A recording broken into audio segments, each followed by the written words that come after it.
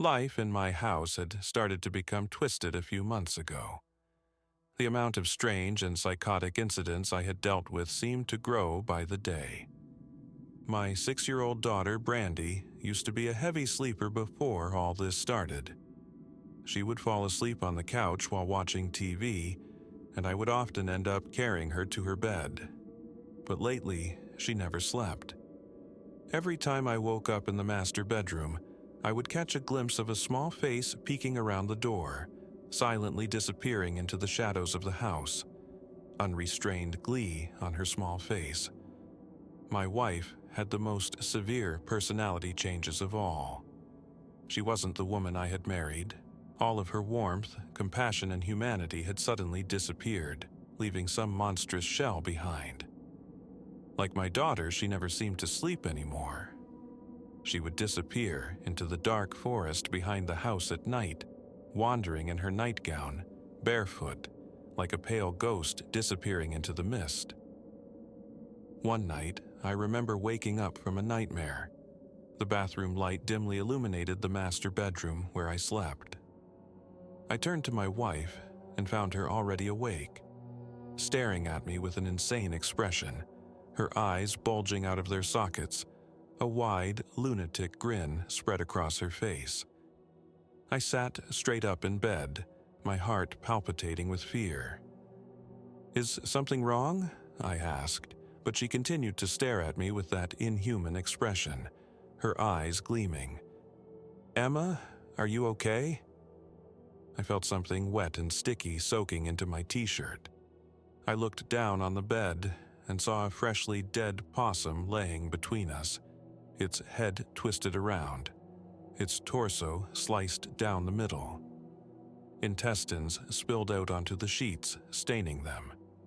The smell of blood and death hit me all at once, and I jumped out of bed without another word, grabbing new clothes and running to the bathroom. I locked myself in, hyperventilating for a few moments. Then I managed to calm myself down.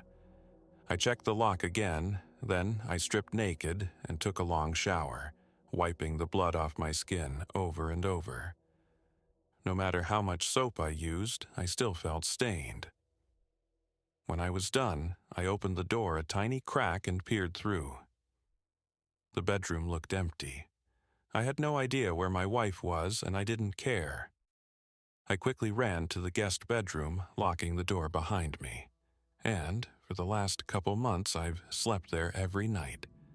A can of police mace on the nightstand next to the bed. A brand new deadbolt on the door.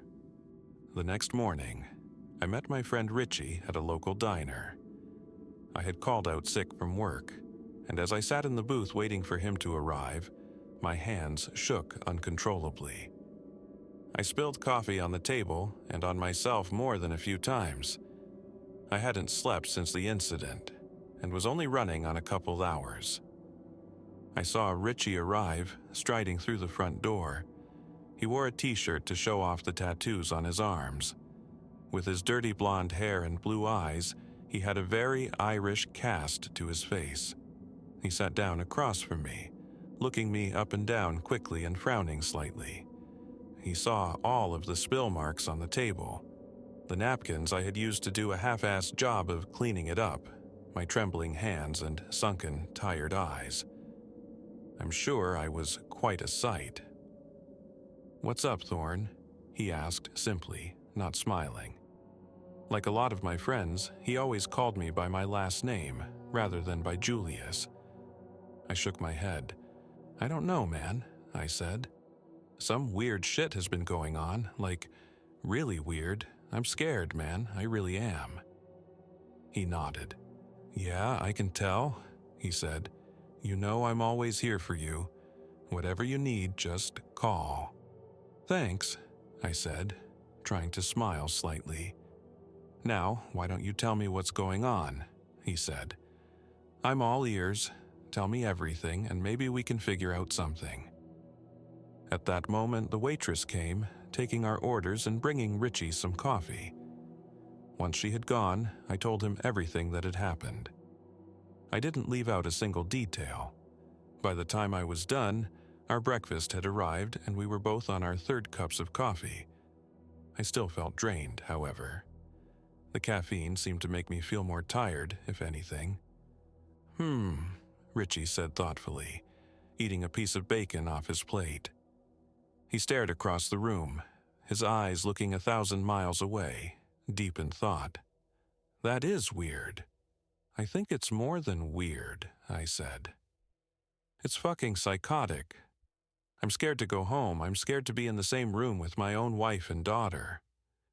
Yeah, he said, nodding, chugging the rest of his burning hot coffee in one long swallow. It is. Psychotic, I mean. What do you think is happening? The question caught me by surprise. I choked on my coffee, coughing. Me? I asked. I have no goddamned idea what's happening. All I know is my wife and daughter have turned into lunatics. If it was just one of them acting weird, maybe I'd think it was mental illness, schizophrenia or something. He smiled slightly at that, but his eyes remained grave. I think the seriousness with which he took the situation freaked me out nearly as much as the situation itself. But it's not one, it's both, he pointed out. And yet, not you. You seem totally fine. So, what's your point?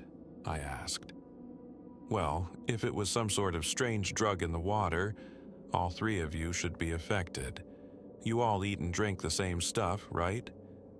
I nodded. And if it was mental illness, likely it would only be one of your family members affected. I mean, what are the chances that two people would develop a serious psychotic disorder at the exact same time?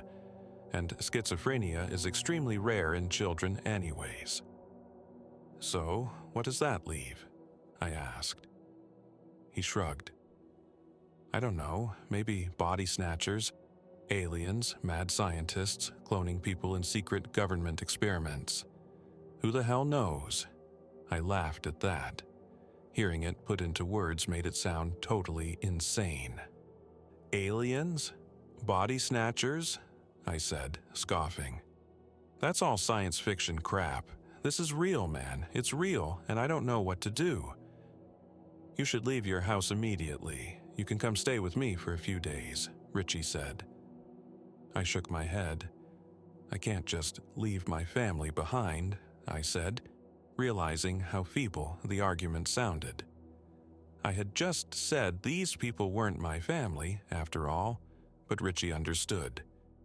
You mean you can't leave until you find out what might have happened? He asked. My head slumped. All the tiredness and fear from the past weeks leaving me lethargic and bone-tired. I just can't leave, I said again, feeling like a prisoner. Things began to get stranger after that. Pets began to disappear. All across the neighborhood I would see signs for missing dogs and cats. Normally, Emma would have become despondent over this. She was an animal lover who often donated to charities for homeless or abandoned pets. She had an ASPCA sticker on her car, but, as I knew early on in my heart, it was not Emma I was living with anymore. During the first days, I thought perhaps some toxin in the food or water had caused brain damage and personality changes in my family. Maybe it was an intentional release of some chemical weapons agent by the government or a terrorist organization. All of these thoughts passed through my head, but my intuition told me over and over that they were all dead ends or red herrings. The truth was, these people were not my family. I knew it in my heart from the very beginning. I could see it in the way their eyes gleamed during the night as they crept around the house, never sleeping, moving as silently as cats stalking their prey. I would hear floorboards creak outside the door as one or maybe both of them stood there for hours on end in the middle of the night, and my heart would begin beating fast. Dark bags began to form under my eyes as I slept less and less. The only release I had was work, but every night I would have to come back to these people who I didn't know, but who looked identical to my family. I lost weight from the stress, and I began to smoke heavily. Normally, Emma hated it when I smoked, and she never allowed smoking in the house. Now, I chain-smoked inside and she didn't even seem to notice. She and Brandy barely talked anymore, even to each other. When they did speak, their sentences were short, clipped, and often bizarre. A month ago, I was sitting up in the guest bed, smoking and reading some Philip K. Dick. I had The Three Stigmata of Palmer Eldritch in my hands, which, ironically, was a story about a man who had been replaced by an advanced alien civilization. It struck too close to home, and I put the book down, just staring out the window, the dim lamp I kept on through the night giving the room a yellow glow. And then I saw her. My wife was creeping out the basement door, barefoot, an insane smile plastered across her face. Her wide eyes looked around. She looked like a maniac who was trying to keep herself from descending into uncontrollable laughter. I wonder what they find so amusing, I whispered to myself bitterly, feeling cold hatred and spite towards these two strange people who had taken over my house. I saw her start towards the woods behind the house, taking a small dirt trail that ran towards a nature reserve a mile away. And at that moment, totally fed up and ready for this madness to end, I resolved to follow her. I got up out of bed, wincing as the springs groaned. I wondered if my daughter would be waiting outside the door with a bloody knife in her hands, ready to cut me open like my wife did to that poor possum. I heard a floorboard creak directly outside my door, and a slight, barely audible sound followed it. It sounded like giggling, a little girl quietly laughing. I swore under my breath. "Fuck it," I whispered, going to the window and opening it. The wood shrieked loudly, and I winced, looking back over at the door, but I heard no response from the other side. "You're afraid of a little girl finding out you're leaving? A grown man?" I asked myself, smiling at the absurdity of it. But when I remembered Brandy's cold, insane eyes, the smile went away. Yes, indeed, I was afraid of that little girl. I had no idea what she was capable of. I looked down. I was only on the second story, and below the window was soft earth and grass.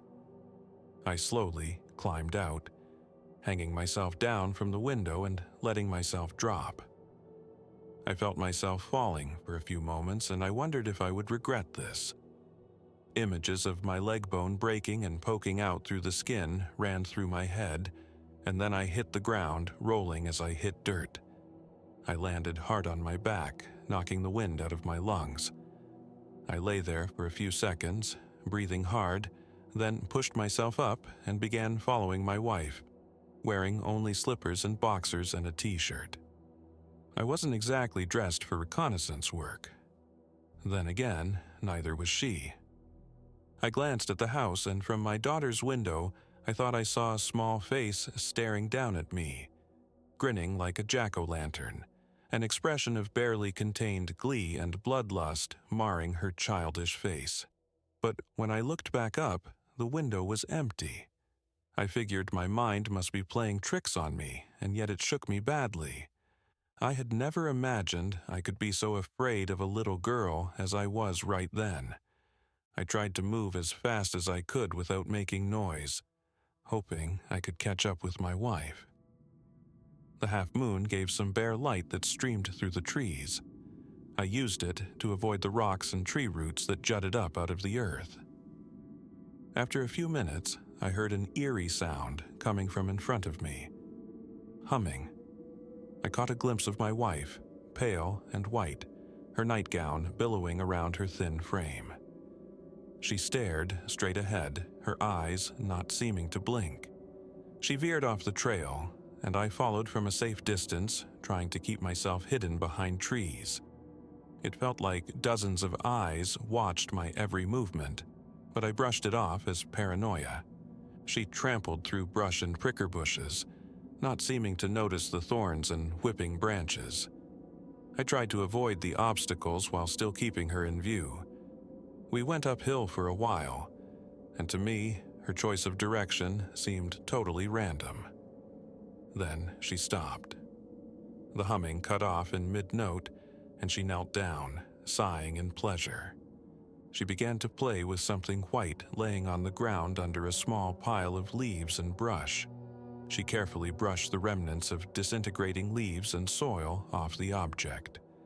From behind the tree, I couldn't see what it was. She ran it through her fingers, stroking it lovingly, even kissing it. After what felt like an eternity, she put it back down, turning around to start back towards the house. She passed within 20 feet of me. I hid behind the largest tree in the immediate area, moving behind the trunk as she passed, praying no twigs would snap and give away my presence. None did, and I watched her descend into the fog in the trees.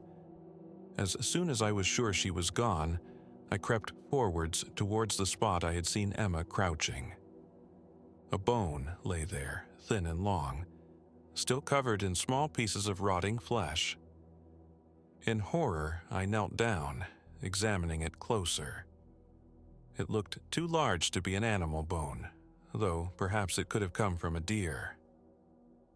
Underneath, I saw the earth had recently been disturbed. It looked as if it had been dug up and filled back in. I went back to the house and grabbed a shovel from the shed, determined to solve this mystery. The dark house loomed over me, the windows looking down on me like pupils, hiding what laid behind them. When I got back to the site of the bone, I started digging. The earth was soft and fresh, and it didn't take long to get a large hole started.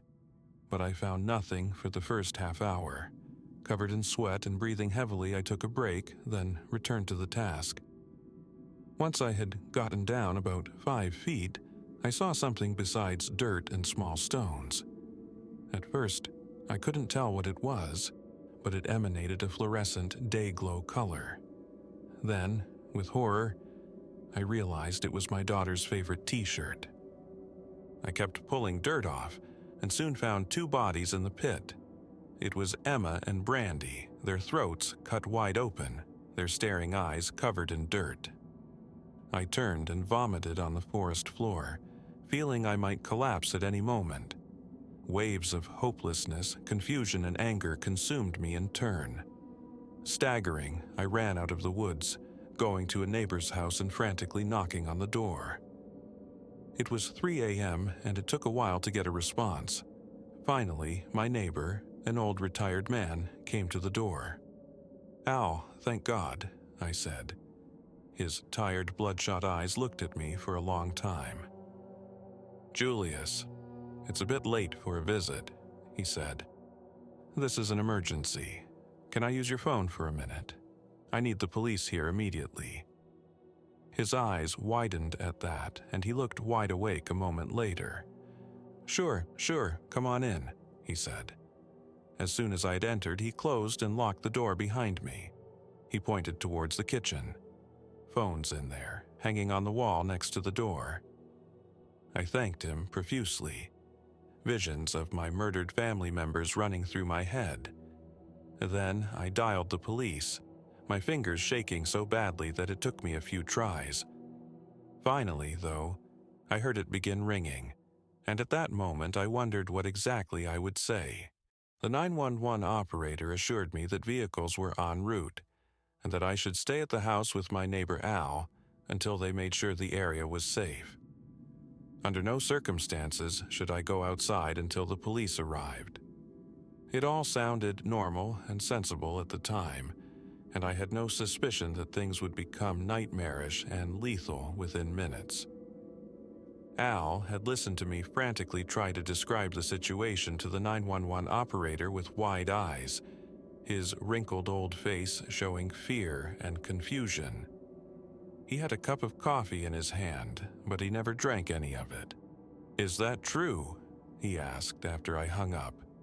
"Brandy and Emma are dead? You found their bodies in the forest?" I nodded grimly. I hadn't told the 911 operator about the doppelgangers in the house or their bizarre and psychotic behavior.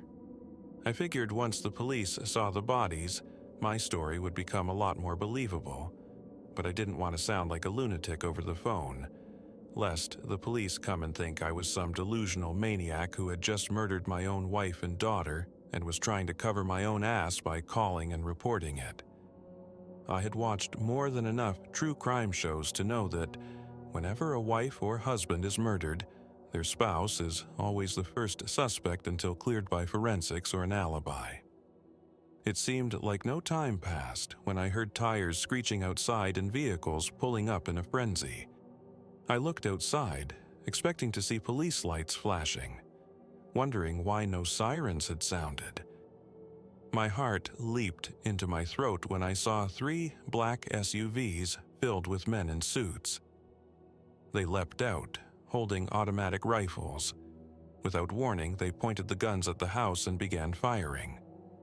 15 dark silhouettes lined up on the street outside, looking like a firing squad at a military execution.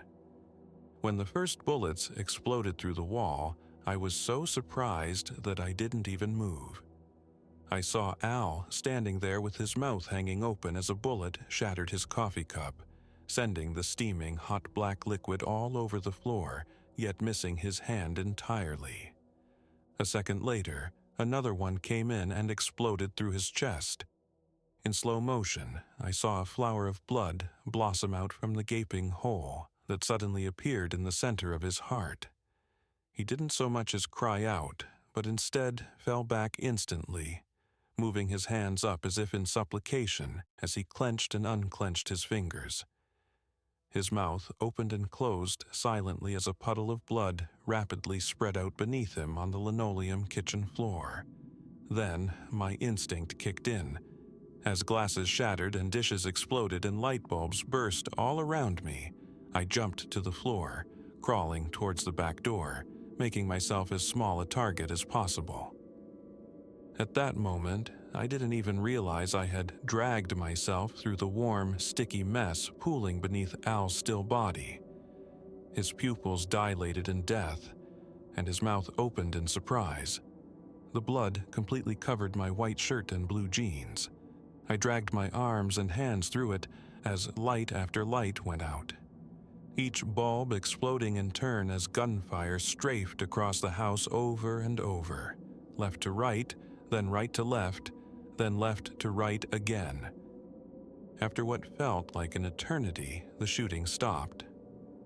I had nearly reached the back door by this point. I also looked like a serial killer, with my clothing, shoes, and skin mostly covered by Al's blood. It made me feel sick to my stomach, and a part of me wanted to rip the soiled clothes off and throw them to the side as I went. I jumped up, flinging the door open and running out into the dark night beyond. Behind me, I heard the front door smash open as the men kicked their way inside. The last thing I heard from that house was them running from room to room, yelling, "Clear!" And then I reached the border of the forest, and I was quickly swallowed up in the shadows of the trees. As I wandered blindly through the trees in mortal terror, covered in goosebumps and sweating heavily, I heard the men destroy the back door of the house. They had apparently cleared the house and realized I was no longer inside. Reality felt like a nightmare, dissociated and surreal. I couldn't believe any of this was happening, but my instincts took over, and with high amounts of adrenaline surging through my blood, I ran like I never have before. The men began to come out into the forest, sprinting, turning on bright LED lights attached to the ends of their automatic rifles. I had the advantage in that I knew these woods well. The men certainly had me beat on physical strength and stamina, though. They all looked like gym rats, their muscles bulging under their black suits, their thick bodies striding forward with purpose. They all stood tall and still for a moment, as their cold killer's eyes surveyed the surroundings, reptilian and emotionless. I heard more SUVs coming to a screeching halt in front of my house, and soon the sound of many dogs barking echoed across the forest. I knew they were tracking me, and they would soon find me and kill me. No one would ever know what had happened here, less of all me. And no one would ever be able to prevent it from happening again, with the destruction of the sole living witness to the bizarre replacement of my family. I ran towards a large rock formation I knew nearby, with small indentations allowing a man to fit in the wide cracks of the 30-foot-tall cylinders of stone. This was a place I liked to come and sit during happier times, sometimes just meditating and listening to the sound of the birds and breathing in the clean air of the woods. Now, I hoped in my time of desperation that it would come to my aid again. I heard the dogs getting closer and saw the lights separate into smaller and smaller groups as the agents combed every inch of the forest, sweeping their rifles up to down and left to right as they looked into every crevice and behind every tree. I saw a single light drawing near. My heart seemed to stop. I knelt down low, feeling the ground with my trembling fingers. I found a large, flat stone that must have weighed a good 10 pounds. Making myself as small a target as possible, I waited for the figure to pass right by my hiding spot. Even though this happened a couple months ago now, I still remember the rising waves of anxiety that gripped my heart as this assassin stood before me. As soon as the light began turning to examine the dark corners of the indentation I crouched in, I sprang forwards, waves of adrenaline giving me amazing strength and reflexes. The man saw me at the last moment, his eyes widening as his finger began to tighten on the trigger, and then I smashed the rock into the front of his skull. His neck twisted to the side, his eyes instantly drooping as his body went slack.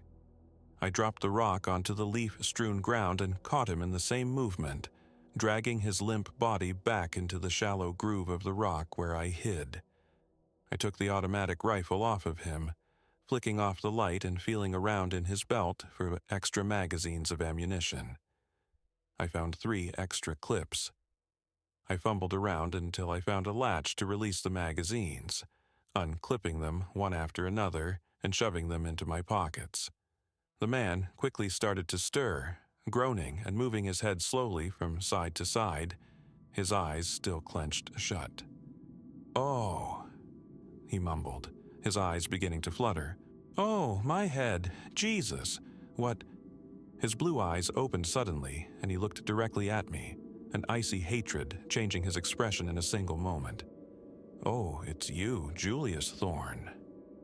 He spat my name with venom, staring directly at me, even as blood trickled down his cheeks from his forehead. "Yeah, it's me," I said. "What the fuck is going on right now? Why did you psychopaths murder my neighbor and try to kill me?" He just shook his head and kept his mouth tightly shut. I waited a few seconds, giving him a chance to answer. When I realized he wasn't planning on talking, I sighed, steeling myself for what I knew I had to do. Raising the rifle up above my head, I quickly brought the butt of the gun down into the center of his nose. I heard it crunch, a fountain of blood exploding from the front of his face. He started to open his mouth to scream, but I turned the gun around and pointed it straight at his right eye. "If you scream, I'll kill you right here," I said. "I have nothing to lose right now, and I'd rather go down fighting." He bit his lip so deeply that a small trickle of blood began to stream down his chin, but he didn't scream or cry out, despite the immense pain he looked to be in. "Now, maybe we can try this again," I said, giving him a grim smile. "Why did you guys want to kill me? Why are you chasing me?" "We are agents who have been tasked with detecting and destroying anomalies that have arisen across the United States," he said, scowling at me with hatred, his words coming out somewhat distorted as he constantly spat blood. "People usually call us the cleaners. Mostly, we deal with incidents in small towns, like this one, though sometimes shit hits the fan in the cities too. Hell, just last week we had a werewolf in New York City.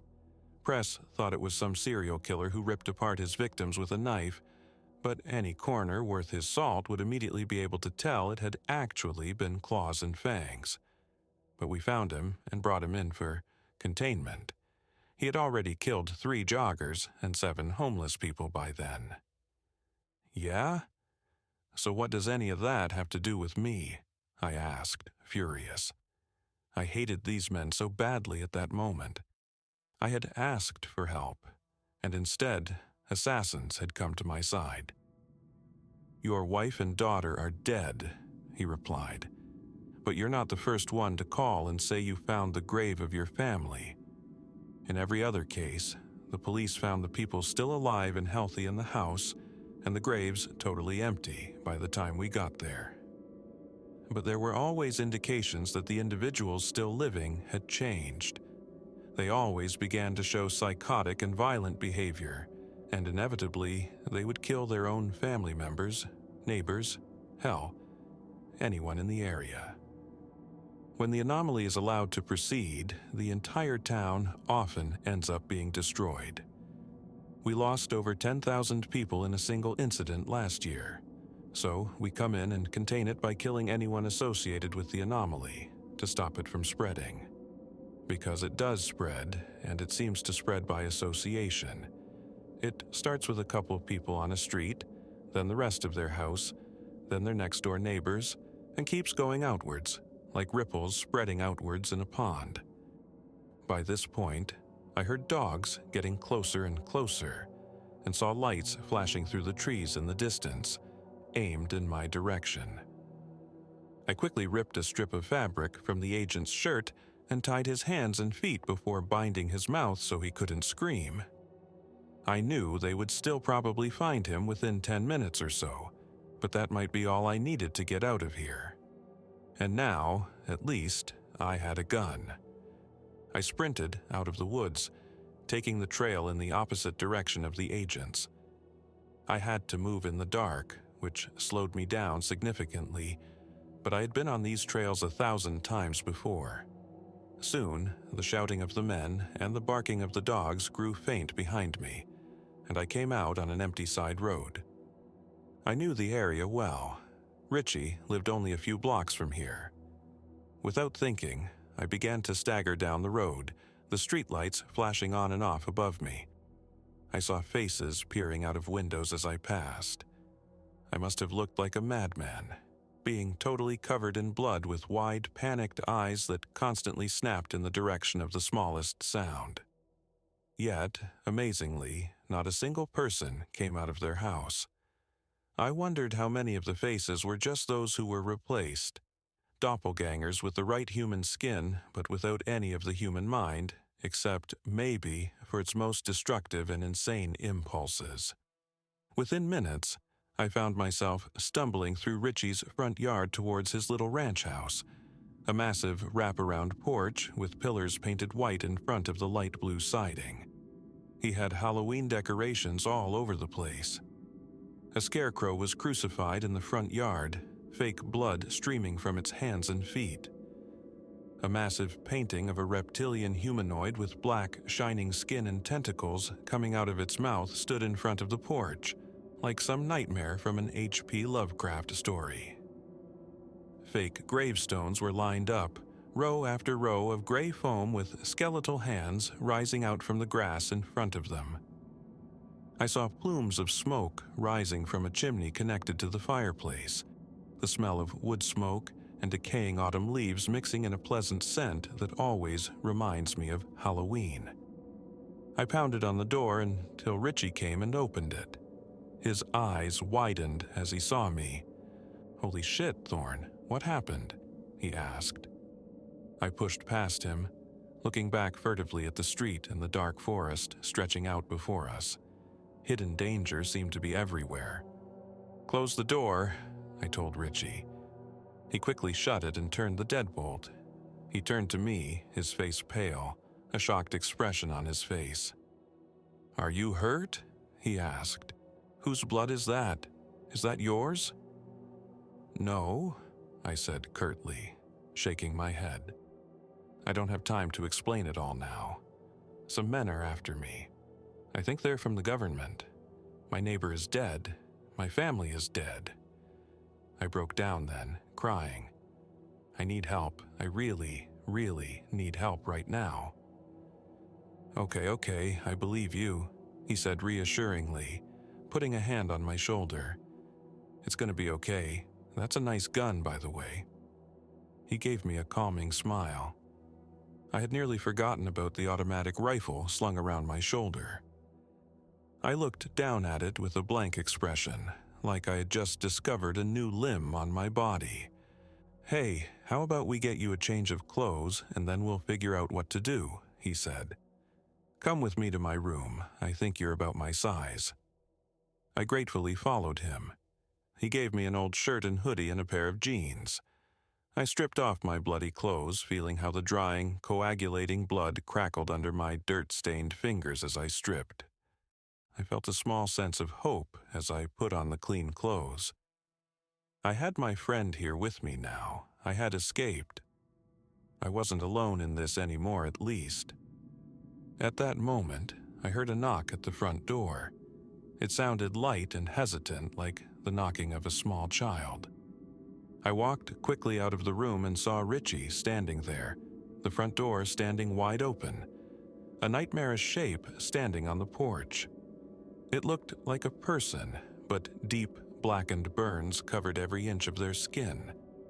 Only their eyes still had any humanity left. Two shining pits of despair with green irises and massively dilated pupils. They constantly teared up and rolled from side to side in agony. The person held out their arms in front of them, as if they were in so much pain that they didn't even want their arms to touch their body. I couldn't tell the race or gender of the person through the immense damage to their body. Yellowish fluid mixed with bright trails of blood seeped from cracks in its destroyed skin. It constantly moaned. The weeping wounds all over its body cried constantly, and the smell of smoke and gasoline radiated off the dying person on the porch. "Ang," the figure said. "Oh, God, help. Please."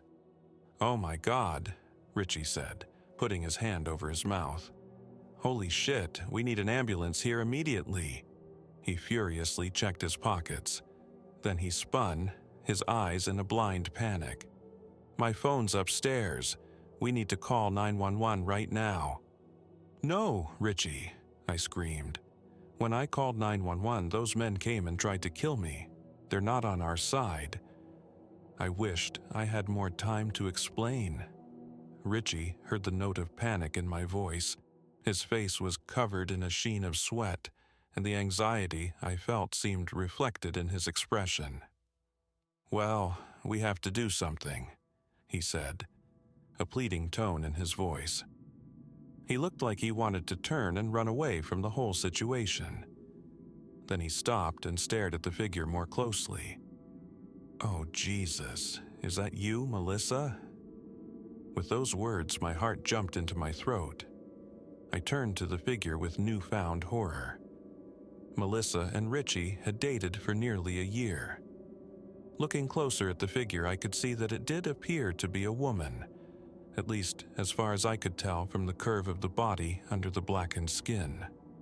Melissa was white and thin, about 5'6". This thing with third-degree burns all over its body was certainly the right height and build. "It hurts," she said, her voice gurgling and loud. "Oh, it hurts so bad. Kill me. Please kill me. She waved her arms, as if trying to cool them with the crisp autumn air. "That's it, I'm calling an ambulance," Richie said, running past me. I followed closely behind him, leaving the door wide open. We went upstairs. He pulled his phone from its charger and opened it, dialing 911. He frowned, listening for what seemed like a long time. Then he gave me the phone. As I pressed it to my ear, I heard an emotionless message read by a robot with a woman's voice coming through. "Stay in your homes until the situation is resolved. Thank you for your help in this trying time." Then it began to repeat, starting at the beginning. "This is a recording. Emergency services in your area have been temporarily suspended. Help is on the way. Under Executive Order 718, martial law has been declared in your area. Until it arrives, please keep your doors locked and windows closed. Stay in your homes until the situation is resolved." "What the fuck is this?" Richie said, infuriated. "What do they mean emergency services are temporarily suspended?" "Why don't we take her straight to the hospital?" I asked. His eyes brightened at this. "Yeah, let's do it. What other choice do we have? She needs help immediately. She's going to die without it," he said gloomily, his eyes growing moist. "But the phone says to stay inside." "I really hate to say it, but I think she's going to die regardless," I said. "No one can survive third-degree burns over the vast majority of their body." We moved back downstairs, the phone in Richie's hand. As we came down the stairs, we saw the front door still stood open. Melissa was gone. I ran forward, seeing drops of blood and pus on the deck where she had stood. Yet there was no sign of her. Where could she have gone? She couldn't have walked far in her condition. I was amazed she was still conscious at all. She must have been in some of the worst pain imaginable. I saw a figure walking up the porch stairs. I sighed, thinking Melissa had come back, and she had, in a way. She stood before us now, fully healed, her clothes new and unburnt. She had an ear-to-ear grin across her face, and she kept one hand behind her back. "Richie," she said slowly, as if tasting the word. "Oh, Richie, I'm so happy to see you. A lot of strange things have happened tonight." Richie's eyes glistened as tears began to slide down his face. "Melissa," he said, his voice cracking. "Oh my God, Melissa, it's really you, isn't it?"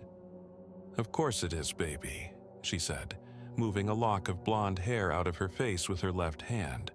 Her right stayed behind her back. She talked like Melissa, and she even seemed to have some of her mannerisms.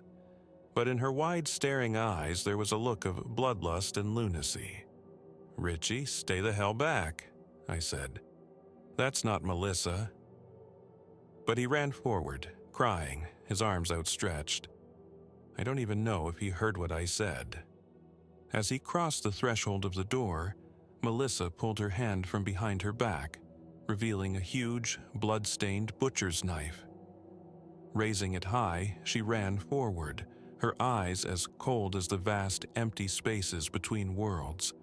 My hands reacted without my brain even comprehending what they were doing, raising the gun high and pointing it at her chest.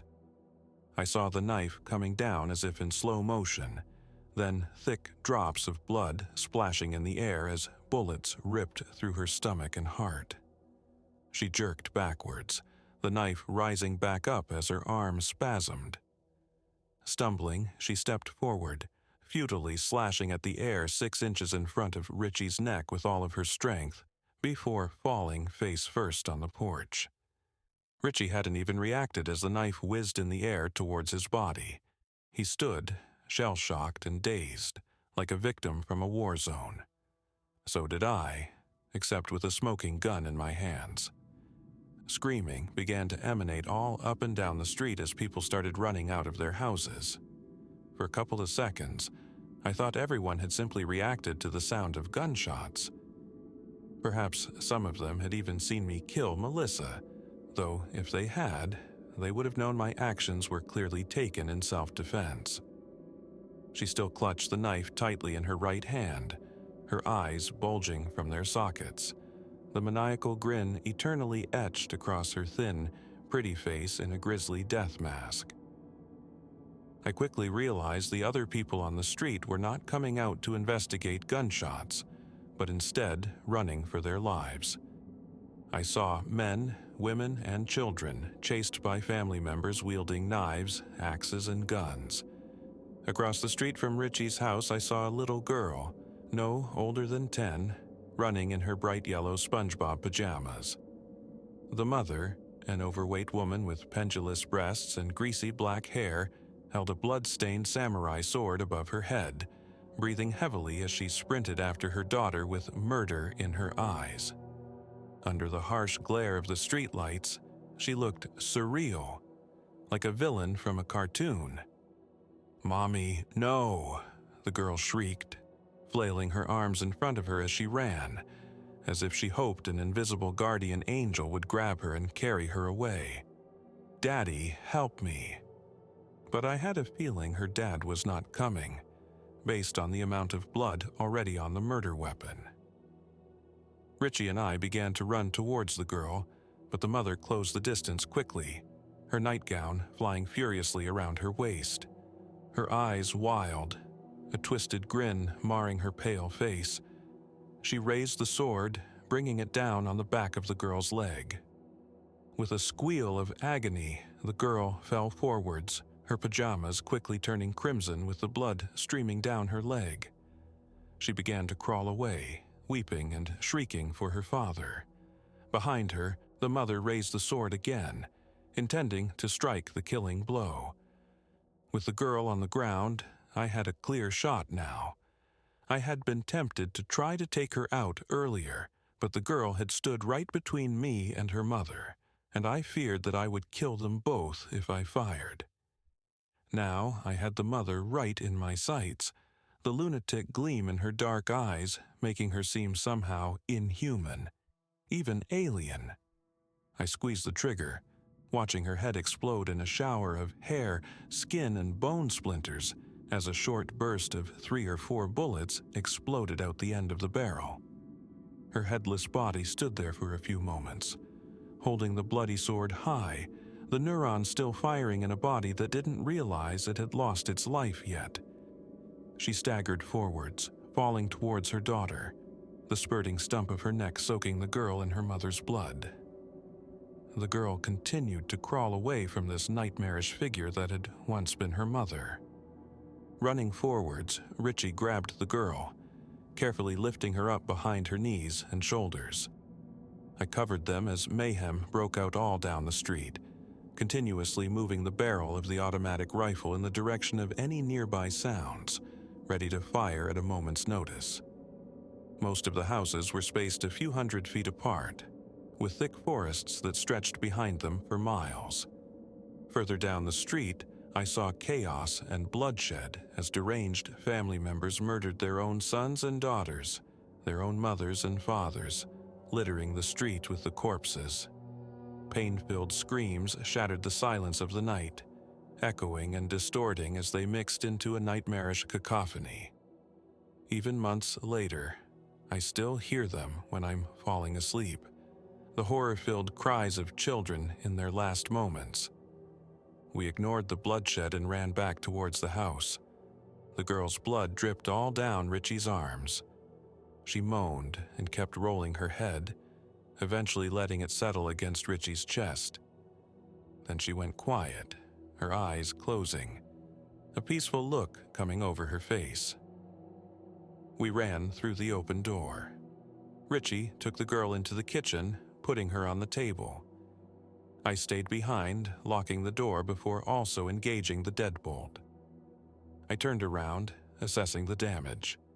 The girl's eyes stayed close as Richie took off her pajama bottoms. We both had college degrees and a great deal of theoretical knowledge on many subjects, but neither of us had any real experience in assessing or dressing wounds. I took out my phone, instinctively going to YouTube to type in how to give someone stitches, but I noticed my internet didn't work. All phone calls and text messages refused to go through. Apparently, they had taken down all cell service as well as revoking emergency services. "Okay," I said, "we have no internet, so we're going to have to do this blind. I don't think it's that difficult." "I think you know more about this than I do," Richie said. "You always loved anatomy and dissections and all that?" I nodded grimly. I went and washed my hands while Richie grabbed a box of latex gloves from a kitchen drawer. I walked back to the girl and started to clean the area with paper towels, a bowl of water, and a clean rag sitting next to the prone figure on the table. Soon, the water had turned a bright red as I used the rag to clean the blood off her skin. I could see the wound had not hit any vital areas. I saw no severed blood vessels spurting bright red arterial blood in time with her heartbeat, and the bleeding had already started to slow. I sighed in relief at our small bit of luck. "It looks a lot worse than it is," I said. The sword cut into the muscle somewhat, but it missed all the major arteries and veins in the area. She might have a hard time walking, but I think that, as long as we clean and bandage it properly, she should be fine. "Assuming she gets out of here alive," Richie pointed out. I nodded. He went and grabbed a sewing kit from his living room, something Melissa had left behind. From the garage, he got a length of fishing line. After sterilizing the needles and fishing line and cleaning the wound with alcohol, I threaded it and began to stitch the girl's skin back together. The girl still lay on the table, catatonic and pale. Richie and I sat in the living room, unsure of what to do next, waiting for her to wake up from her catatonic state. "You know what I think?" Richie asked. "No, but I'm sure you're about to tell me," I said, glancing out the window. Richie's eyes gleamed, his hands shaking. I couldn't tell if it was terror or excitement. "You know how the Bible sounds totally nuts, at least the Old Testament part, where they talk about how all women came from a man's rib, and how there were only two people, and everyone is descended from their children's incestuous coupling." I nodded. This was a topic Richie had gone on at length about before. I knew where he was going to try to steer the conversation. I sighed, looking out the window again. Other than the dozens of bloody bodies strewn across the street, everything looked idyllic. Just another peaceful street in a small American town. "Yeah, and you think it has something to do with aliens, right?" I said. He nodded quickly, gesticulating crazily with his hands now. "I mean, yeah, think about it. A woman coming from a man's rib? That doesn't even make sense. Unless," he put his finger up, "it was some sort of genetic engineering. Perhaps they wanted his bone marrow for its DNA." "You don't need to take out someone's rib to get their DNA," I retorted. "You can literally get DNA from any part of their body, except the red blood cells, of course." He looked at me quizzically. "I forgot just how much you know off the top of your head sometimes," he said, shaking his head. "Why not the red blood cells?" "Because they lose the nucleus when the progenitor cell creates them, so they have no DNA and no nucleus." I thought I saw a shadow flicker across the street, but when I turned my head, I saw just shadows. A flag waved lazily in the front yard. Well, anyways, they might have had a reason for using the bone marrow for genetic engineering. Why do you think Adam and Eve's great-grandkids weren't deformed mutants or babbling idiots? Richie asked. "I don't know. You tell me," I answered. "I'm assuming it's because the story is a load of bullshit." He smiled at this. "Because the kids were genetically engineered too, and probably the grandkids and so on. The aliens likely kept changing each individual's genetic code so these few people could reproduce with their own siblings without harmful effects to the children. They probably engineered all the different races too. They made the two genders, so why not?" Richie explained enthusiastically. I had to give him credit. The whole idea made sense in a weird kind of way. "And another weird thing," Richie said, "is that you could make a woman from a man, but not a man from a woman. To make a woman from a man's DNA, all you need to do is remove the Y chromosome and duplicate the X chromosome, right? But you can't make a man from a woman's DNA because the Y chromosome would be entirely missing. The Y chromosome would have to be synthetically engineered from nucleotides, which would pose a huge problem, much harder than just replicating the X chromosome. There's no way the people who wrote the Bible could have known any of that." "I think what's going on now is just demonic," I replied. "Aliens wouldn't come all the way here just to take a random monkey and engineer it into the human species, and they wouldn't care about replacing people. What kind of sense would that make? But in hindsight, even though both of us were wrong, I think Richie was much closer to the truth. The girl woke up about 15 minutes later. I heard her moaning from the living room. Turning away from the window, where I had kept a constant watch, I saw her rising on the table, her small face a mask of pain and confusion. "Where am I?" she asked. "You're just across the street from your house," I said. "We brought you inside." "Where's my dad?" she said. I just shook my head. "I haven't seen any living people on the street in over 20 minutes. If your dad is alive, then he must have left. There are probably people hiding in the woods until things cool down," I replied. In truth, I thought there was no chance at all that her father was still alive. I walked over to the girl and put my hand on her shoulder. She flinched back, her dark brown hair falling over her face as she pulled away. "I'm not going to hurt you," I said. "My name's Julius, and my friend's name is Richie." "You already know Richie, though, right?" She nodded. "I've seen him a few times mowing the lawn and stuff, but I don't really know him," she responded. "Well, he's one of the good guys. So am I. That's why we brought you inside and bandaged your leg. I even gave you stitches, though I don't know how professional they look. They'll do the job until we can get you to a hospital, though, I think." "My name's Alice," she said, smiling, red spots rising on her pale cheeks. "Thanks, I guess. But do you know—" At that moment, the lights flickered. They came back to life for a moment and then died again. "Ah, shit," I said. Richie sprang up from the couch, navigating his way through the dark to the kitchen. I heard him shuffling through drawers, and then he pulled out 2 flashlights. He turned one on and then began to walk over to give me the other. "No need," I said, turning the attachable light on the assault rifle on. Its LED light looked blinding, much brighter than Richie's 2 flashlights. He turned and gave the other to Alice. "Thanks," she said shyly, turning it on. I went back to the window, deciding to check and see if there was any movement yet. With the streetlights out, I could barely see anything. I shone my light through the window and screamed when I saw a figure standing inches away on the other side of the window, grinning. Strange white tentacles covered the area where its eyes should have been, writhing and undulating, thick with slime and blood. Underneath it, I could see the face splitting in 2 as its grin spread ever wider, separating except for 5 inches of bone and glistening muscles at the back. Hundreds of sharp, serrated teeth gleamed in the light. Its body looked skinned, wet with blood that dripped from its bony fingers. It closed its mouth, the flesh coming together without any line or mark indicating where it had separated. And, in a gurgling voice, it spoke. "The experiment is nearly complete.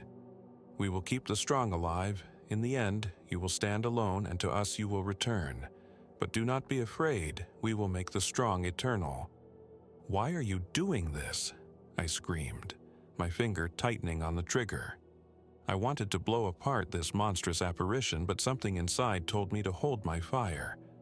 I had a feeling he had not come alone, and if I began shooting, it might force them to invade the house and attack me. "You have 3 hours left until the experiment ends," it said, turning to leave. It ignored my question. I watched the muscles on its skinless body contracting as it walked away, the huge tentacles sprouting from its head constantly writhing like snakes.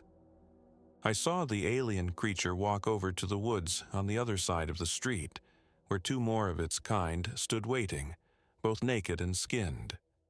A man in a black robe with the hood pulled over his face followed behind them as they disappeared into the shadows.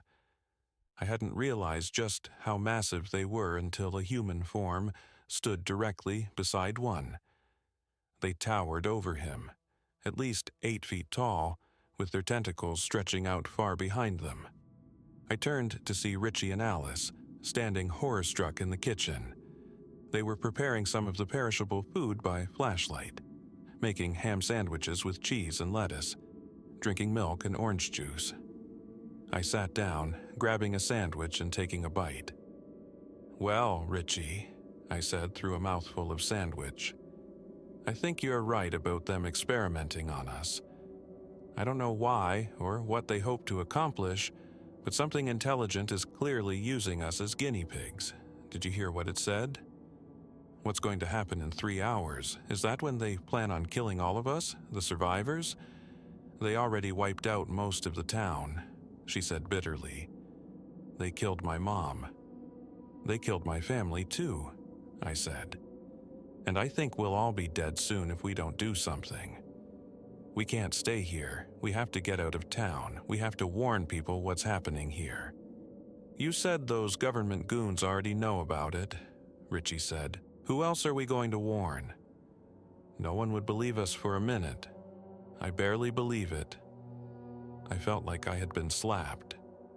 I hadn't thought about the men in the black SUVs ever since we took Alice in. Where had they gone? Why weren't they here, tracking down people associated with the anomaly and shooting them? Unless they had abandoned the town. Perhaps it had gone too far for such measures to be of any use. Perhaps that was why they had disabled 911 by the time I got to Richie's house. A shiver of fear ran through my body as I contemplated it. "What about getting revenge for Melissa and your wife?" He pointed at me. "And your mother?" He pointed at Alice. I laughed at that. "Revenge with what? The 3 magazines I have left for this rifle? You guys don't even have weapons, and she's just a 10-year-old girl. I want revenge just as much as anyone, but we have to focus on surviving. Most of all, we had to focus on her surviving," I said, nodding towards Alice. "We're the only people left now who can help her get out of here alive."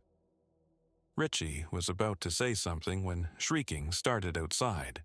I heard a man yelling for his life. I ran to the window and saw someone banging on Alice's house across the street. "Oh God, please help me, someone," he screamed. When no one answered, he began running towards Richie's house. I figured he had been doing this for a couple minutes, but when he saw the beam of the detachable flashlight on the gun through the front window, his eyes widened. "Oh, thank God," he said. "Please let me in. They're right behind me." I looked at the man in wonder for a long moment, then recognition came to me. This was the agent I had ambushed in the woods. I could tell by the broken nose, the bloody mark on his forehead, the black suit he wore, and even by his cold eyes. Without thinking, I ran to the hallway and flung open the front door. "Come in," I whispered. "And stop fucking yelling. You're going to attract everything in a 10-mile radius with that." And then I saw what was behind him, coming up the dark street, and my words caught in my throat. A dozen agents in black suits walked forward, bone-white tentacles whipping crazily around their heads. Their eyes were gone, the entire top of their head replaced by those strange alien appendages. Below it, I saw their mouths gnashing, constantly biting the air with bloody serrated teeth. They were coming in our direction. "Time to go," I yelled into the house at Richie and Alice. They had been preparing backpacks of food and water. In a flash, they were out of the house, Alice gripping Richie's hand tightly as her small face contorted with fear at the sight of the agents. I had put in a fresh magazine after we got in the house. Aiming through the sights, I began to fire, my ears ringing as fire erupted from the barrel. Blood erupted from the chests and faces of the agents, their tentacles splitting apart and spewing black fluid on the pavement below. Their high-pitched, animalistic shrieks echoed off the pavement as they ran forwards in a blur. I remember seeing 2 of them fall, then 4, then another couple stumbled as the gun clicked beneath my finger. I had gone through all 30 rounds, and it wasn't enough. 3 of them still ran at us when a blinding light flashed above the trees. I heard a thwack, thwack, thwack sound, and a powerful engine roaring behind it. I looked up just in time to see a Black Hawk helicopter flying overhead. A man with a machine gun began firing, mowing down all the remaining agents in a matter of moments. He turned the gun towards those crawling on the ground, still alive, and with a flash of bullets, they stopped moving as well. Then he slowly began to turn the gun on us. I had started to reload, slamming the magazine in as fast as I could. Without thinking, I raised it, looked through the sights and fired. As if in slow motion, I saw the man above me in the helicopter jerk before falling out the side door. With a heavy thud, his body hit the lawn of Richie's house far below. The helicopter kept flying and soon disappeared over the forest, the sound of its blades receding and then disappearing within seconds. I turned to Richie, seeing his sweaty face and wide, bloodshot eyes. The agent stood behind him, his face covered in blood. Richie still held Alice's hand, and the girl had her face pressed against his chest, silently crying. "We really need to get out of here," I said, looking hard at the agent. I wondered how much he knew and how much he would tell me. Our bedraggled group, bloody and sore and injured, began walking as one towards the trail down the street, one that I knew ran through a nature reserve and came out at the next town over. And as I listened to the agent talk, I realized just how wrong I had been about everything happening in my town.